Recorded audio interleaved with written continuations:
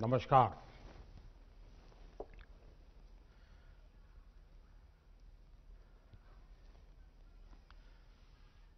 मैं सबसे पहले तो इन तीनों युवकों को हृदय से बहुत अभिनंदन करता हूं कि उन्होंने बहुत ही उत्तम तरीके से, जिसमें विचार भी थे, वक्तृत्व कला भी थी, धारा प्रवाह, विचार प्रवाह बहुत ही सटीक तरीके से प्रस्तुति थी। आत्मविश्वास से भरा उनका व्यक्तित्व था। इन तीनों साथियों को, हमारे युवा साथियों को विजेता होने के लिए मैं बहुत हृदय से अभिनंदन करता हूं।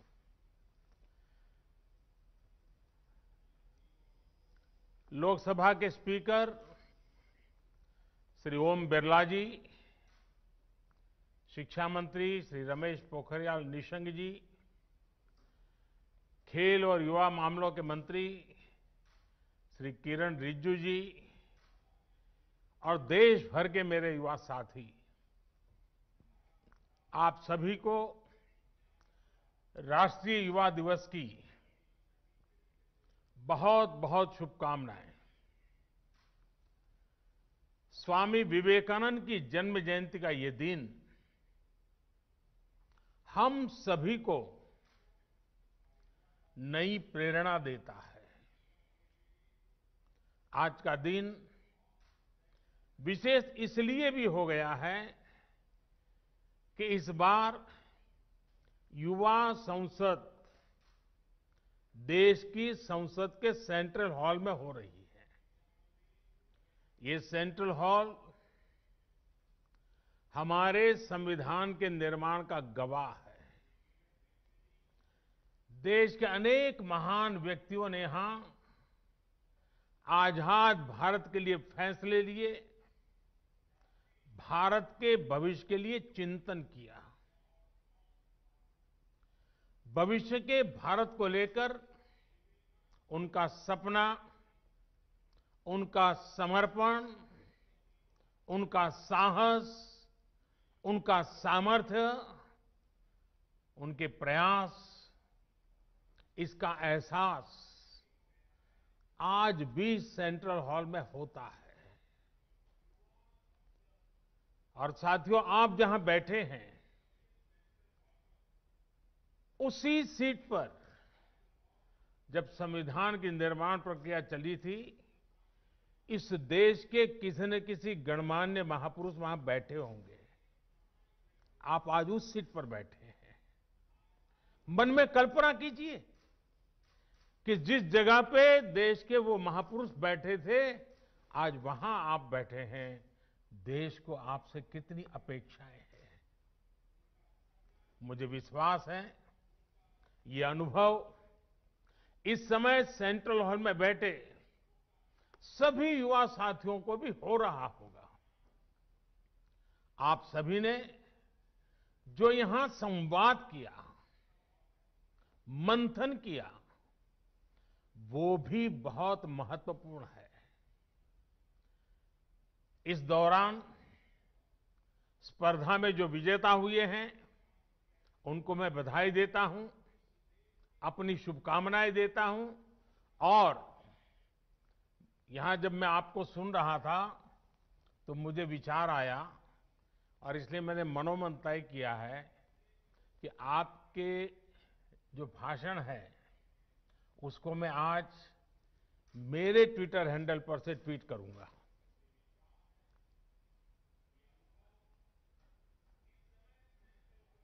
और आप तीन का ही करूंगा ऐसा नहीं, अगर रिकॉर्डेड मटेरियल अवेलेबल होगा तो मैं जो कल फाइनल पैनल में थे उनके लिए भी उनके भाषण को ट्वीट करूंगा, ताकि देश को पता चले कि ये संसद के परिषद में, इस परिसर में हमारे भावी भारत कैसे आकार ले रहा है।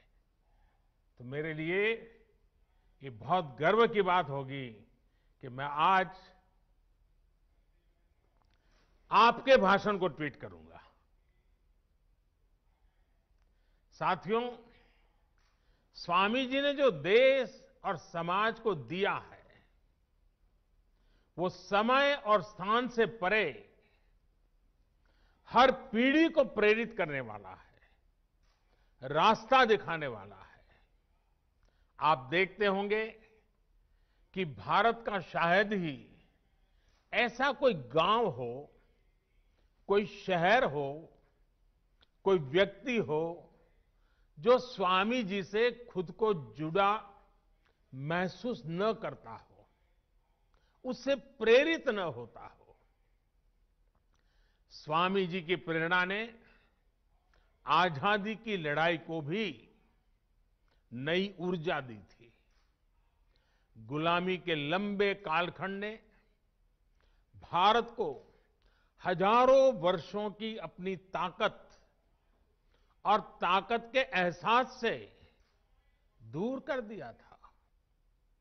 स्वामी विवेकानंद ने भारत को उसकी वो ताकत याद दिलाई, एहसास कराया, उनके सामर्थ्य को उनके मन मस्तिष्क में पुनर्जीवित किया, राष्ट्रीय चेतना को जागृत किया।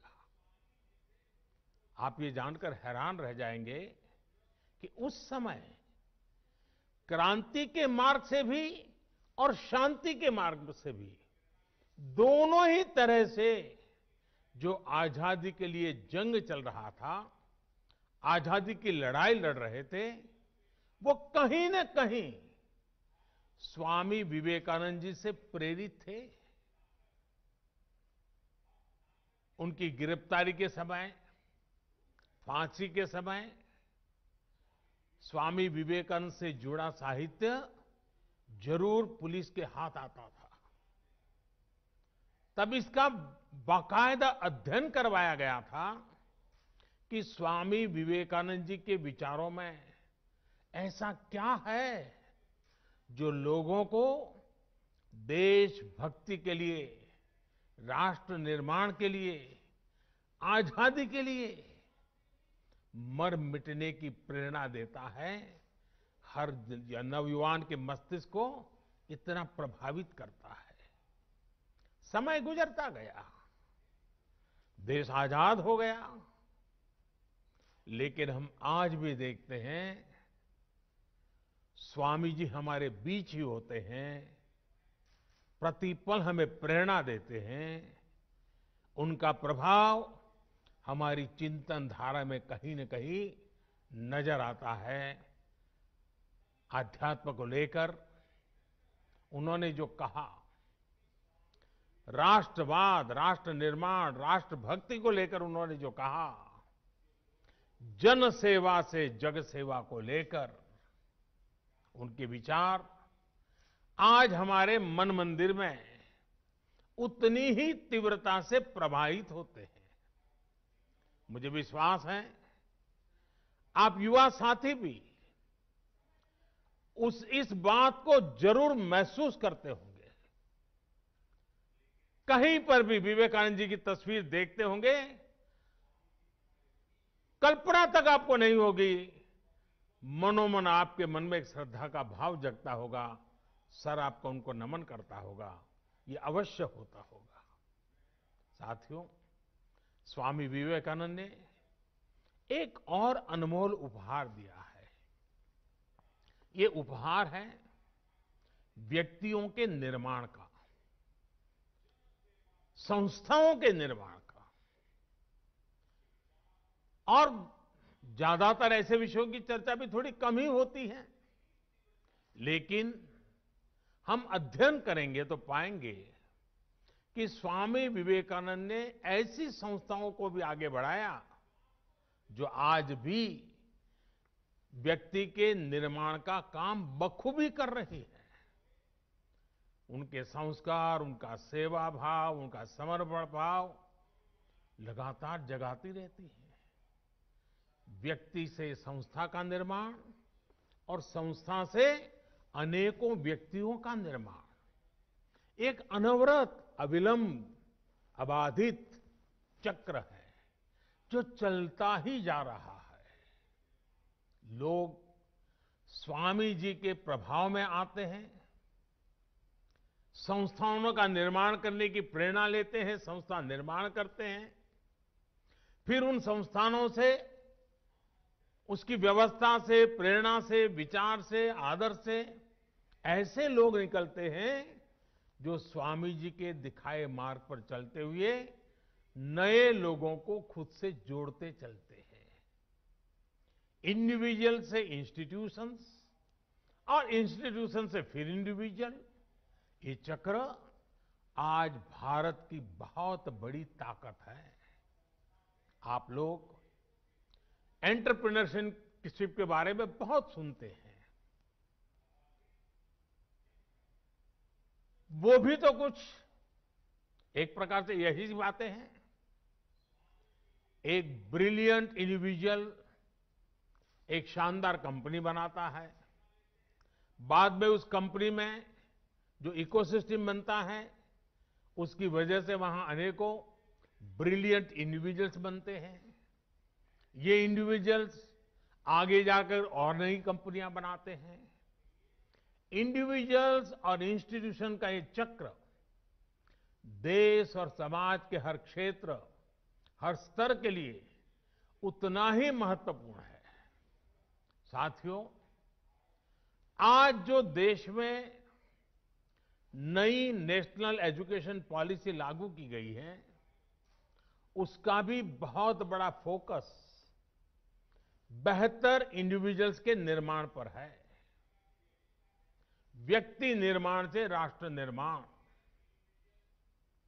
ये पॉलिसी युवाओं की इच्छा, युवाओं के कौशल, युवाओं की समझ, युवाओं के फैसले को सर्वोच्च प्राथमिकता देती है। अब चाहे जो सब्जेक्ट चुनिए, चाहे जो कॉम्बिनेशन चुनिए, चाहे जो स्ट्रीम चुनिए, एक कोर्स को ब्रेक देकर आप दूसरा कोर्स शुरू करना चाहें तो आप वो भी कर सकते हैं। अब ये नहीं होगा कि पहले वाले कोर्स के लिए आपने जो मेहनत की थी वो बेकार हो जाएगी। आपको उतनी पढ़ाई का भी सर्टिफिकेट मिल जाएगा जो आगे ले जाएगा। साथियों, आज देश में एक ऐसा इकोसिस्टम विकसित किया जा रहा है जिसकी तलाश में अक्सर हमारे युवा विदेशों का रुख करते थे। वहां की आधुनिक शिक्षा, बेहतर एंटरप्राइज अपॉर्चुनिटीज, टैलेंट को पहचानने वाली, सम्मान देने की वाली व्यवस्था उन्हें स्वाभाविक रूप से आकर्षित करती थी। अब देश में ही ऐसी व्यवस्था हमारे युवा साथियों को मिले, इसके लिए हम प्रतिबद्ध भी हैं, हम प्रयासरत भी हैं। हमारा युवा खुलकर अपनी प्रतिभा, अपने सपनों के अनुसार खुद को विकसित कर सके, इसके लिए आज एक एनवायरनमेंट तैयार किया जा रहा है, इकोसिस्टम तैयार की जा रही है। शिक्षा व्यवस्था हो, समाज व्यवस्था हो, कानूनी बारीकियां हो, हर चीज में इन बातों को केंद्र में रखा जा रहा है। स्वामी जी का बहुत जोर उस बात पर भी था जिसको हमने कभी भूलना नहीं चाहिए। स्वामी जी हमेशा कहते थे और वो इस बात पर बल देते थे, वे शारीरिक ताकत पर भी बल देते थे, मानसिक ताकत पर भी बल देते थे। वो कहते थे, muscles of iron and nerves of steel. उनकी प्रेरणा, उन्हीं की प्रेरणा से आज भारत के युवाओं की शारीरिक और मानसिक फिटनेस पर विशेष फोकस किया जा रहा है। फिट इंडिया मूवमेंट हो, योग के प्रति जागरूकता हो, या फिर स्पोर्ट्स से जुड़े आधुनिक इंफ्रास्ट्रक्चर का निर्माण, ये युवाओं को मानसिक और शारीरिक रूप से सुदृढ़ कर रहे हैं। साथियों, आजकल आप लोग कुछ टर्म्स बार बार सुनते होंगे, आपके कान पे आता रहता है। पर्सनालिटी डेवलपमेंट या तो फिर टीम मैनेजमेंट। इनकी बारीकियों को भी आप स्वामी विवेकानंद का अध्ययन करने के बाद और आसानी से समझ पाएंगे। पर्सनालिटी डेवलपमेंट का उनका मंत्र था, बिलीव इन योरसेल्फ। अपने आप पर भरोसा करो, अपने आप पर विश्वास करो। लीडरशिप का उनका मंत्र था, बिलीव इन ऑल। वे कहते थे,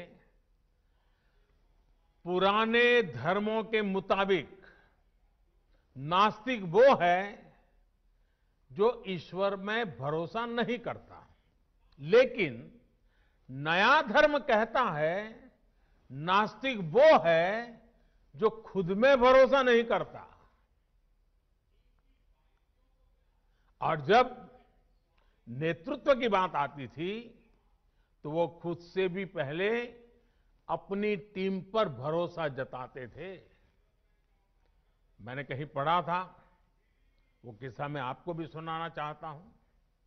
एक बार स्वामी जी अपने साथी स्वामी शारदानंद जी के साथ लंदन में एक पब्लिक लेक्चर के लिए गए थे। सब तैयारी हो चुकी थी, सुनने वाले इकट्ठे हो गए थे, और स्वाभाविक है हर कोई स्वामी विवेकानंद जी को सुनने के लिए आकर्षित होकर के आया था। लेकिन जैसे ही बोलने का नंबर आया तो स्वामी जी ने कहा कि आज भाषण मैं नहीं बल्कि मेरे सहयोगी शारदानंद जी देंगे। शारदानंद जी ने भी सोचा नहीं था कि अचानक उनके जिम्मे काम आ जाएगा। वो इसके लिए तैयार भी नहीं थे। लेकिन जब शारदानंद जी ने भाषण देना शुरू किया तो हर कोई चकित हो गया, उनसे प्रभावित हो गया।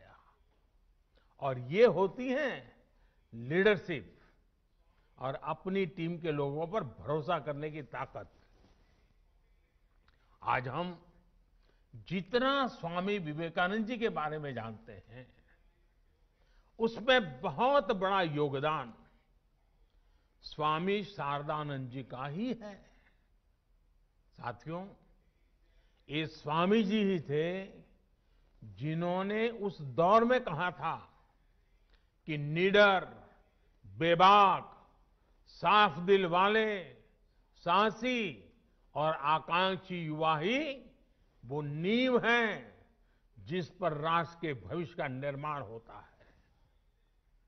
वो युवाओं पर, युवा शक्ति पर इतना विश्वास करते थे। अब आपको उनके इस विश्वास की कसौटी पर खरा उतरना है। भारत को अब नई ऊंचाइयों पर ले जाने का काम, देश को आत्मनिर्भर बनाने का काम आप सब युवा को ही करना है। अब आप में से कुछ युवा सोच सकते हैं कि अभी तो हमारी इतनी उम्र ही नहीं हुई है, अभी तो हंसने खेलने जिंदगी में मौज करने की उम्र है।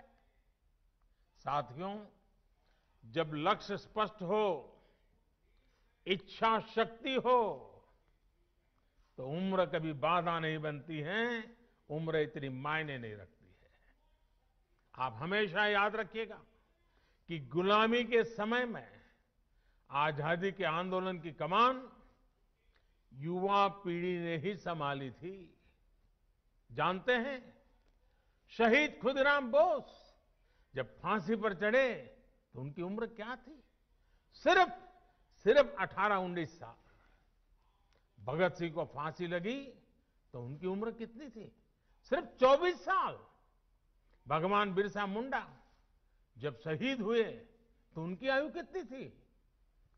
बमुश्किल 25 साल। उस पीढ़ी ने ये ठान लिया था कि देश की आजादी के लिए ही जीना है, देश की आजादी के लिए मरना है। लॉयर्स, डॉक्टर, प्रोफेसर्स, बैंकर्स, अलग अलग प्रोफेशन से यंग जनरेशन के लोग निकले और सबने मिलकर के हमें आजादी दिलाई। साथियों, हम उस कालखंड में पैदा हुए हैं, क्योंकि मैं भी आजाद हिंदुस्तान में जन्मा हूं। मैंने गुलामी देखी नहीं है, और मेरे सामने आप जो बैठे हैं, आप भी सब आजादी में पैदा हुए हैं। हमें देश की स्वतंत्रता के लिए मरने का मौका नहीं मिला, लेकिन हमें आजाद भारत को आगे बढ़ाने के लिए मौका जरूर मिला है। ये मौका हमें गंवाना नहीं है। साथियों, आजादी के 75 साल लेकर आजादी से 100 साल होने तक, ये आने वाले 25-26 साल बहुत ही महत्वपूर्ण है। 2047 जब आजादी के 100 साल होंगे, ये 25-26 साल की यात्रा बहुत महत्वपूर्ण है। साथियों, आप भी सोचिए, आप आज जिस उम्र में हैं, अब से जो समय शुरू हो रहा है अपना, वो आपके जीवन का स्वर्णिम काल है, उत्तम काल है। और वही कालखंड भारत को भी आजादी के 100 साल की तरफ ले जा रहा है।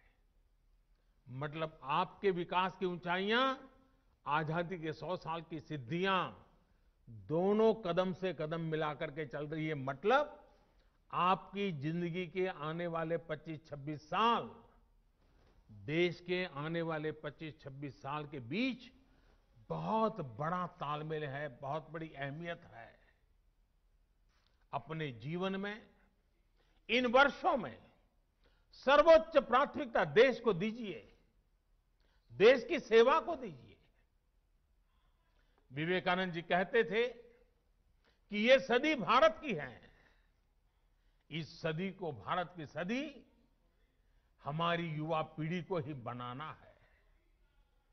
आप जो भी करिए, जो भी फैसला लीजिए, उसमें जरूर सोचिए कि इससे देश का क्या हित होगा। साथियों, स्वामी विवेकानंद जी कहते थे कि हमारे युवाओं को आगे आकर राष्ट्र का भाग्य विधाता बनना चाहिए। इसलिए ये आपकी जिम्मेदारी है कि भारत के भविष्य का नेतृत्व करें। और आपकी ये जिम्मेदारी देश की राजनीति को लेकर के भी है, क्योंकि राजनीति, पॉलिटिक्स देश में सार्थक बदलाव लाने का एक सशक्त माध्यम है। हर क्षेत्र की तरह पॉलिटिक्स को भी युवाओं की बहुत ज्यादा जरूरत है। नई सोच, नई ऊर्जा, नए सपने, नया उमंग, देश की राजनीति को इसकी बहुत जरूरत है। साथियों, पहले देश में ये धारणा बन गई थी कि अगर कोई युवक राजनीति की तरफ रुख करता था तो घर वाले कहते थे कि अब बच्चा बिगड़ रहा है, क्योंकि राजनीति का मतलब ही बन गया था झगड़ा, फसाद, लूट, खसोट, भ्रष्टाचार, न जाने क्या क्या लेबल लग गए थे। लोग कहते थे कि सब कुछ बदल सकता है, लेकिन सियासत नहीं बदल सकती। लेकिन आज आप देखिए, आज देश की जनता, देश के नागरिक इतने जागरूक हुए हैं कि राजनीति में वो ईमानदार लोगों के साथ खड़े होते हैं, ईमानदार लोगों को मौका देते हैं। देश की सामान्य जनता ईमानदार, समर्पित, सेवाभावी राजनीति में आए हुए लोगों के साथ डट करके खड़ी रहती है। ऑनेस्टी और परफॉर्मेंस आज की राजनीति की पहली अनिवार्य शर्त होती जा रही है और देश में जो जागरूकता आई है ना, उसने ये दबाव पैदा किया है। भ्रष्टाचार जिनकी लीगेसी थी, उनका भ्रष्टाचार ही आज उन पर बोझ बन गया है और ये देश के सामान्य नागरिक की जागरूकता की ताकत है। वो लाख कोशिशों के बाद भी इससे उभर नहीं पा रहे हैं। देश अब ईमानदारों को प्यार दे रहा है, ईमानदारों को आशीर्वाद दे रहा है, ईमानदारों के साथ अपनी ताकत खड़ी कर देता है, अपना विश्वास दे रहा है। अब जनप्रतिनिधि भी ये समझने लगे हैं कि अगले चुनाव में जाना है तो सीवी स्ट्रांग होनी चाहिए, कामों का हिसाब पुख्ता होना चाहिए। लेकिन साथियों, कुछ बदलाव अभी भी बाकी है और ये बदलाव देश के युवाओं को, आपको ही करने हैं। लोकतंत्र का एक सबसे बड़ा दुश्मन पनप रहा है और वो है राजनीतिक वंशवाद। राजनीतिक वंशवाद देश के सामने ऐसी ही चुनौती है जिसे जड़ से उखाड़ना है। ये बात सही है कि अब केवल सरनेम के सहारे चुनाव जीतने वालों के दिन लदने लगे हैं, लेकिन राजनीति में वंशवाद का ये रोग अभी पूरी तरह समाप्त नहीं हुआ है।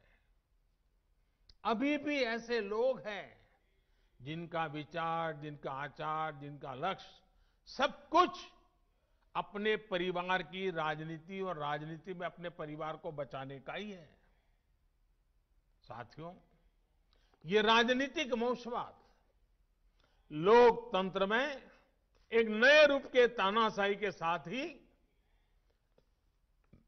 देश पर अक्षमता का बोझ भी बढ़ा देता है।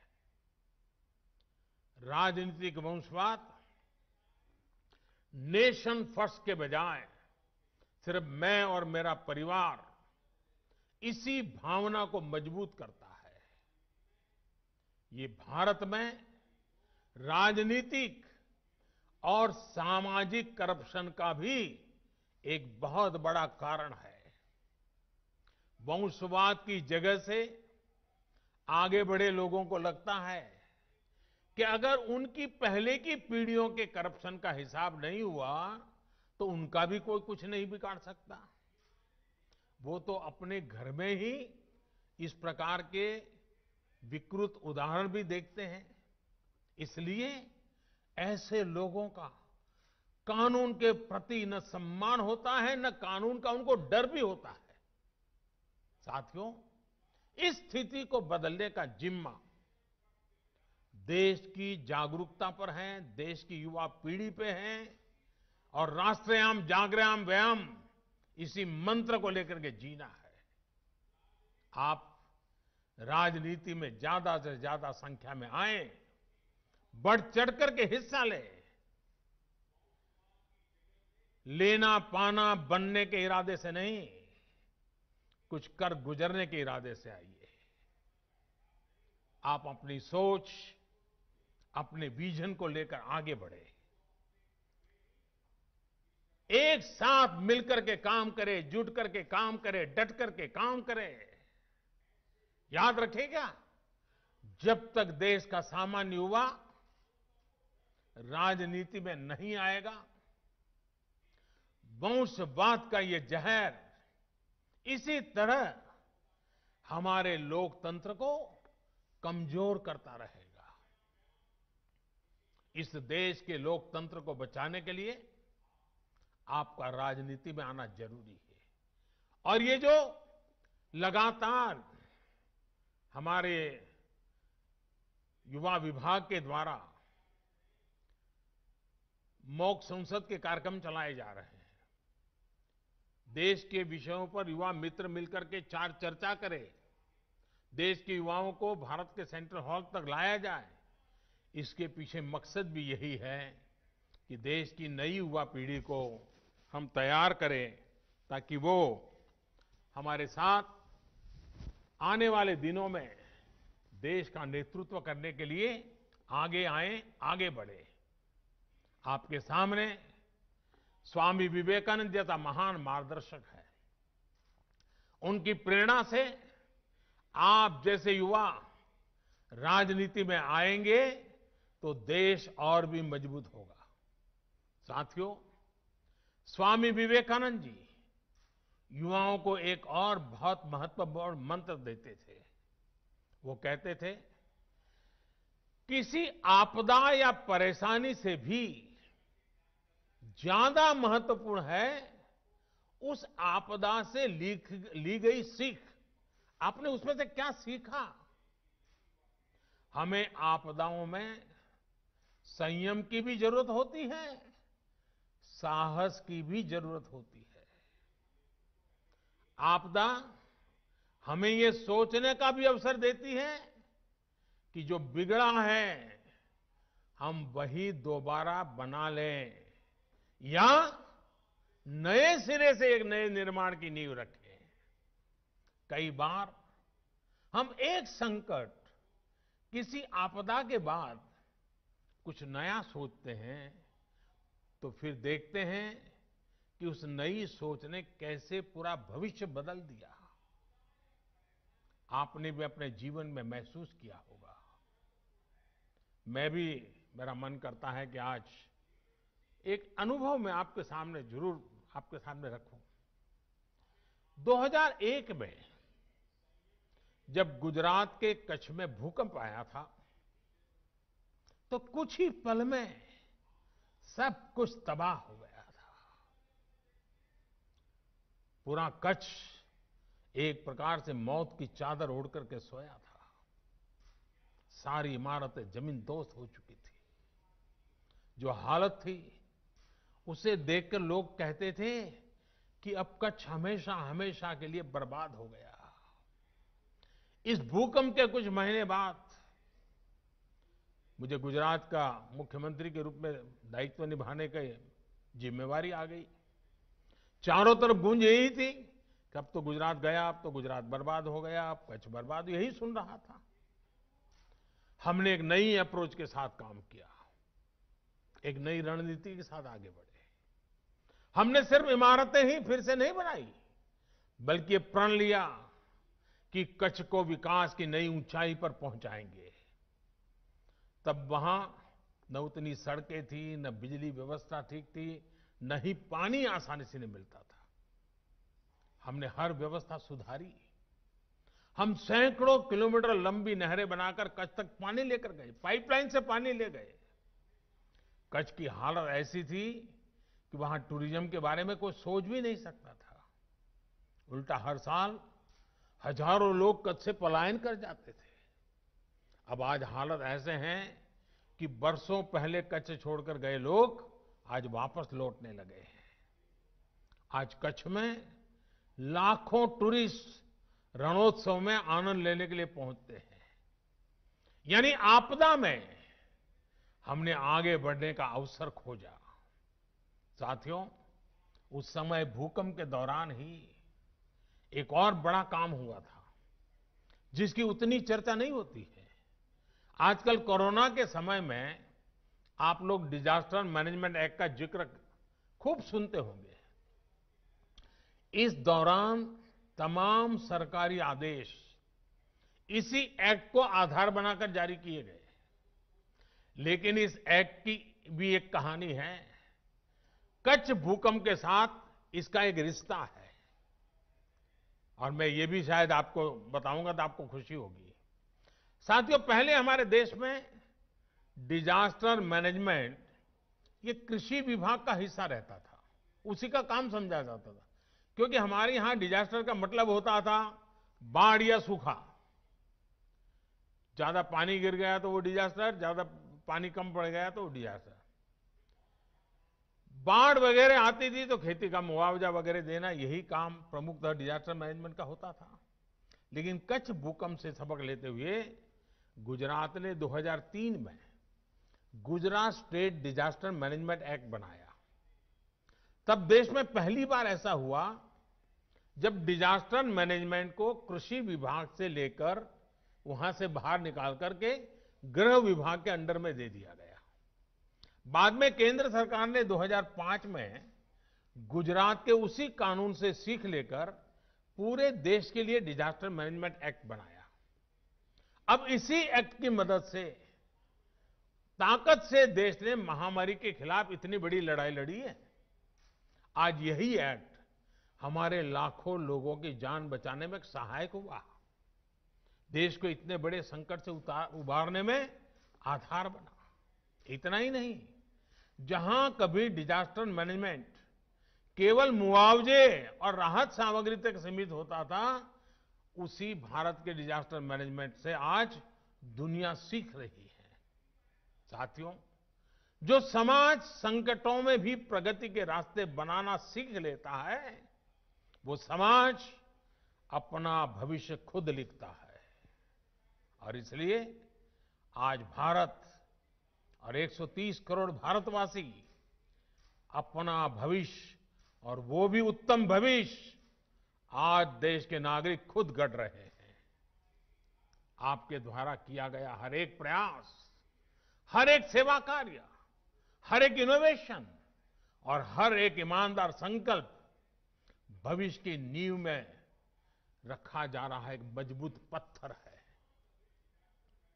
आप अपने प्रयासों में सफल हो, इन्हीं शुभकामनाओं के साथ मैं फिर एक बार देश भर में लाखों युवकों ने कोरोना के इस कालखंड में भी कहीं पर रूबरू में, कहीं पर वर्चुअल, इस यूथ मूवमेंट को आगे बढ़ाया। डिपार्टमेंट के लोग भी अभिनंदन के अधिकारी हैं, इसमें हिस्सा लेने वाले नौजवान भी अभिनंदन के अधिकारी हैं, और विजेता होने वालों को अनेक अनेक शुभकामनाएं देने के साथ साथ जिन बातों को उन्होंने बोला है वो बातें समाज की जड़ों में जाएं, इसके लिए वो सफलतापूर्वक आगे बढ़े, ऐसी मेरी अनेक अनेक शुभकामनाएं हैं। मैं फिर एक बार स्पीकर महोदय का संसद भवन के अंदर इस कार्यक्रम की रचना के लिए आभार व्यक्त करते हुए मेरी वाणी को विराम देता हूं। बहुत बहुत धन्यवाद।